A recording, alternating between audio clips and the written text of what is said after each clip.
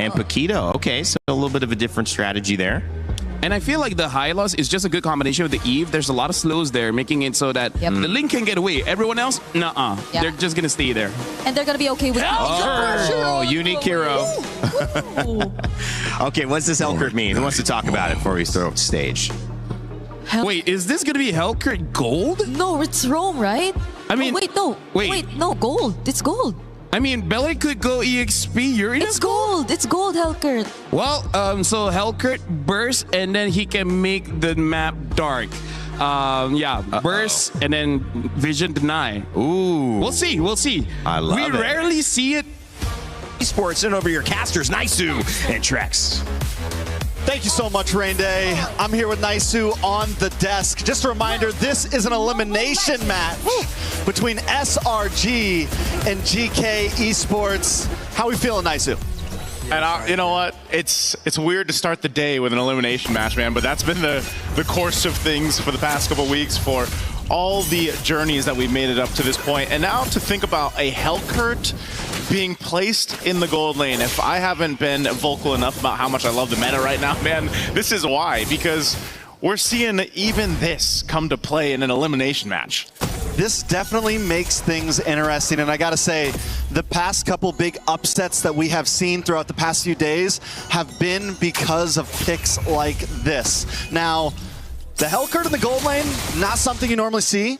A little bit of action in the mid, though. First blood over to Stormy, Naisu. Wow. All right. Already burning a couple revitalize there to keep him up. But yeah, I was so surprised that was that early on that you're able to get a kill on Shen. A little bit of a misstep. Yeah, definitely a misstep. Yaga in this gold lane. Back to this Hellcurt, though. Nothing too crazy as far as emblems go across the map. We do have the pull together on Quanok. Overall, though, I'm excited to see how this plays. Are we going to see the Hellcurt roam around quickly? Normally, gold lane doesn't get too much action in the early game, but because of the speed, once he hits level 4 as well, getting the Dark Knight Falls might be able to help GK in terms of getting some of these first turtles. He hasn't hit level 4 yet. May be able to get it before this turtle. I'm wondering if SRG is going to want to rush it because they don't want to have to deal with that Dark Knight Falls. Because even when he's on the opposite side of the map, his team can still capitalize from it. So it's something we definitely have to watch out for, especially with the range, with the possible surprise of Shen hitting a Wrath of Dryad, something of that nature. So I'm excited to see how they utilize this pick. Oh, Eisenberg and the Flicker too. Yeah, you're right about that. The utility that a Hellcurt can bring just with, you know, darkening the map with his ultimate, that Dark Knight Falls, is great, but still, I think that's the main thing. Can he get out of the lane? Can he join these fights? It looks like he wants to do exactly that. They're going to force a fight anyway. Beacon already used. Shen able to flicker out for now. Dark Knight Falls comes through. They collapse on Sakai, so able to pick up one. Turtle still for the taking here. So for this, you got the numbers advantage, and there you go. Yaga's making it work. Gets another. Yaga. Things already turning around for the side of GK. Looking good. They take a death early on, but we're already seeing the possibility that Sakai's is going to have to be careful going off on his own, even if it looks like he can secure a kill, because at any point, Dark Knight Falls comes down, Yaga pops up, helps gets the kill. He is an assassin. He's still squishy. And that's what I feel like is going to be the target. You add that up with Stormy as well. We haven't seen Yve work out too well for a lot of teams. I feel like in a lot of drafts it looks nice, but the fact that there's things like Lings now being highly popularized, some of these assassin picks who can jump onto you, and the lack of movement from the Yve once you drop that ult, you are just a sitting duck. So Stormy, the big win condition for SRG, I think, is going to be positioning and timing on that RWM. Yep. And the same thing is going to go to GK with this Dark Knight Falls and things of that nature. Quanok already using the beacon. Actually in a flicker for Dark Knight Falls. They want to collapse on Stormy, as you were mentioning it. Tempest Blade's already going to be used. Yeah, trapped into a real-world manipulation, though, too, on the back foot. GK has to disengage. They wanted to go for that. Now multiple members are low, and here comes the follow-through. A spear from Innocent will be able to find a double. He does it again in the mid lane. He just never misses. That's the reality situation with Innocent. And I want to go back to what I was saying with Stormy. That last RWM was huge, but Cram. Oh, Cram. Okay. You know, this is why the Paquito's so deadly. Couple combos, and you're half health or less. Yaga's going to get spotted out. He does get stunned here, but he's fine for now. Yes, back to what you were saying, Trex. You know, I think fighting around the real-world manipulation is key. We just saw it in the hands of Stormy there in that fight, especially because they know that GK's idea behind this draft is to just kind of go in, you know, go in, make it happen, get a kill if they can, but your real-world manipulation is your biggest counterpunch to that. Not only this, but you can slow them down with a glorious pathway from Yums' high-lows, and they've got a lot of tools. So once GK kind of goes all in, the problem is if they don't catch anyone, can they get out? And sometimes you might see that Dark Knight Falls even be changed to more of a defensive use if they need it at some point. And that's where so much of it is going to be a, you know, who will pull the trigger first. And Stormy did such a good job in that last fight when GK was invading onto the purple buff. He holds on to the RWM. Dark Knight Fall went down first. Stormy moves around, finds a good position, and then after the fight's already been going on, he drops it. Oh, here we go. Fight for the second turtle. Lower, less than half health here. They're going to force it anyway. Innocent gets a solo kill. The turtle's going to be secured by Sakai's, but he might lose his life for it as Quanok picks up a kill. Looking for Cram. He's trying to get away, but there's just a whole lot of crowd control locking him down as Aizen will pick up for himself. So a bit of a trade across the map, but that's also a lot of gold and push now for Innocent on the Moskov. Yeah, I don't think we expected things to go like this. It's 5-4 right now. GK holding a small, ever so slight gold lead. Still, the game is at a standstill, but every fight has gone back and forth. Neither team finding full leverage. Neither team really getting a full grip on this game. GK Esports, I'm wondering when is the time to really pop off? Yaga is going to get a couple more items, and I kind of want to see where he's building towards. Is it just full burst damage? Do we have the... There's your Sky Piercer. Sky Piercer. I was wondering if maybe we were going to see like a Blade of Heptasy, something of that nature, but no. Sky Piercer up front. Berserker Fury already in for Zeno. On the opposite side, Innocent having a great game. 3-0-0. He's already got 2 items in, looking for that third. We're talking about a possible 8-9 minute third item very early in this game as long as he keeps on this path. Yeah, Innocent's going to be a problem for GK, and that's why, you know, at some point, Yaga's kind of... his game plan will be just to lock down Innocent, you know, try to go in. Of course, he's got the execute there to work with too. But, you know, that's the problem with the Hellcurt is you are very squishy, but that's, you know, the price you pay for this kind of kit and the ability to go ahead and darken the map. But now Aizen spotting things out. Even as the Uranus takes quite a bit of damage himself, GK wants to fight this. RWM already dropped down too. Dark Knight Falls to follow through. They're going to extend it further. And now here's the surprise as it comes on through as Quanok is gone. Wrath the Dryad won't be able to help save them as Shen falls next. Now Yaga, there's some low health bars here, but it's too much of a risk to follow through. Patience is key in so many of these fights, and for a second, GK felt like they had the advantage there. Cram should be okay here. They wait for the RWM to come down, and that's after that comes down, Yaga drops the Dark Knight Falls. But what GK doesn't know is you've got Cram hiding out in this bush. Everyone's just waiting for the Dark Knight to end, and then they all re-engage and get the win out on that teamfight. SRG stealing away the lead. Okay, fight. Last turtle here. Aizen jumping on forward. Sakai takes a ton of damage, but he's still going to be fine to be able to secure the turtle. Yums left to his death as he goes down, but Cram looks to capitalize on a kill. An SOD won't connect, though. So they fall. Aizen falls here. Dark Knight Falls once again. Cram will go down. Yaga able to pick up another here. Good push, though, down bot by SRG. Sakai goes in with the combo, gets his own revenge. Taking out Yaga. Zeno's not going to try to commit to it. Yaga goes down. I feel like at this point, though, Yaga can die.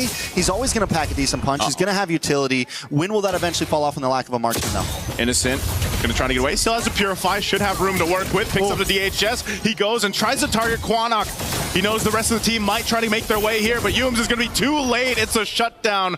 Quanok gets the kill on Innocent. A beautiful shutdown at that, going into the hands of Quanok. After taking the 2 deaths, he's going to need some of that gold to kind of pillow some of the losses he's had. On the bot side, though, GK losing so many towers, already down to the inhibitor, top side as well. though GK's been doing well in some of these team fights, in terms of macro, they've been having a little bit of trouble, and I think that's the sacrifice that happens when you pick up this Hellcurt. Yep. And yes, you can use it as a split pusher sometimes, but they've been using it a lot more for these turtles, for these objectives, for these big fights. They haven't really been sending him off to the offlanes, and I'm wondering if there's going to be a point where they kind of change his game plan on what they want to use that hero for. Oh, 100%, especially once we get to this Lord fight here in about 30 seconds. GK's done a good job at keeping Xeno, you know, in that kind of groove of just on the ling, doing your thing, getting the jungle buffs and the camps that you need here. You know, it's not like he's far behind or anything like that against Sakai's, but he needs to win that retribution battle if they're able to set up for that first Lord. That would give a big favor over to GK to work with. So right now it's just kind of maintaining the map. Cram will take a couple shots. Xeno and Shen are up on this top side. Sakai's going to go ahead and join this, and the rest of the team isn't far away as they try to hold on. 1 HP on that top turret, just barely away, but the Lord is up, so both teams will get centered around it. Yeah, Yaga tried to make a quick play down to the boss side. I was wondering if he was going to hang out there before this Lord, maybe get something cheeky off. But right now, GK is trying to salvage towers. So much pressure on the top, so much pressure on the mid. And this is going to give SRG a chance for Sakai's to get this purple buff and then make his way down to the Lord pit, and just SRG overall securing a decent position on the map. A slow push at the bottom, but action in the mid. They're going to go for it anyway. Aizen is gone in an instant. Tempest Blade's already used too. A disengage from GK. Even with the Dark Knight Falls, right now SRG still in a good position to transition from this point. Shen flickers forward with Wrath of Dryad, locks down Stormy. A decisive play. Cram there, couple punches on the tree will take him out. Shen's gone, Lord is up. Cram alone is zoning out the rest of GK with Yumes. They should be enough, but Xeno is up. He's going to grab his purple and potentially try to steal the Lord here if he's able to. Half health on the Lord. They're going to blitz it down. It looks like they give it up as SRG will take the Lord. SRG with a very clean Lord take, and though GK is doing well at finding some responses here and there, Cram himself right now is just putting so much pressure on Yaga, so much pressure on Quinnock. Every time a fight starts, Cram finds a beautiful angle and just stops GK from what they want to do. In that last fight, Yaga was looking for an entry in. Cram was waiting for him. Got a couple quick punches off, and Yaga can't do anything. It completely nullifies the strategy that GK wants to bring to this fight. Cram's basically like, you got to go through me, you know, if you want to get to the team. And even these off angles like this, he's a threat alone. Glorious Pathway to slow down a GK. They take down the tier 2 turret. Wrath of Dryad, Shen just deleted again. Not tanky enough on this Belric pick. Lord charges in the bottom turret into the base. Sakai's goes. He does get away. Aizen jumping on forward. Might get locked down here, but the rest of the team will clear it out. Shields pop in mid and bot. Oh my lord. Again, Cram just showing the amount of damage he has, but can he go 1v3? He flickers defensively. Dark Knight Falls comes through. Yaga on the hunt. Not sure if he wants to follow this through. It's a bit too much of a risk. He sees Sakai's though. He's going to go for him. The pincers, they come through. And that was probably worth it for Yaga, but not for the team. I mean, there's some value there. When you're getting pushed on, when you have a 4K deficit, a trade is a trade, especially if it's on the opponent's jungler. GK got the best that they could, honestly, out of that big defense. A little bit of action on the purple buff. Whoa, Xeno, so close. Whoa! I'm not sure why he went there. Another SOD. Here comes Innocent. The Spear of Malaysia again lands it. Finds Quinnock. Aizen's tanky enough, but the turret, it'll get shredded down a little bit further here. They don't have the waves pushing in up top just yet, so they'll clear him out. A big play from SRG off of the interesting decision there from GK. Yeah, Zeno should not have gone for that.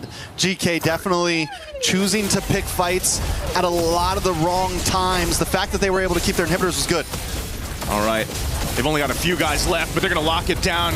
Shen trying to keep them at bay, clear out the minion waves. Top base turret's going to go down here. Bottom one is left. They're going to go focus on this next, but everyone from GK is up. They should be able to clear out the minions. That they do. And SRG has taken pretty much what they can for now. Yeah, the fact that SRG still ended up getting those inhibitors is because of the huge mistakes done by GK. And SRG's been capitalizing on every single one. Fine, you want to come too deep? We got an answer for you. And that answer has been Cram. That answer has been Stormy and Innocent.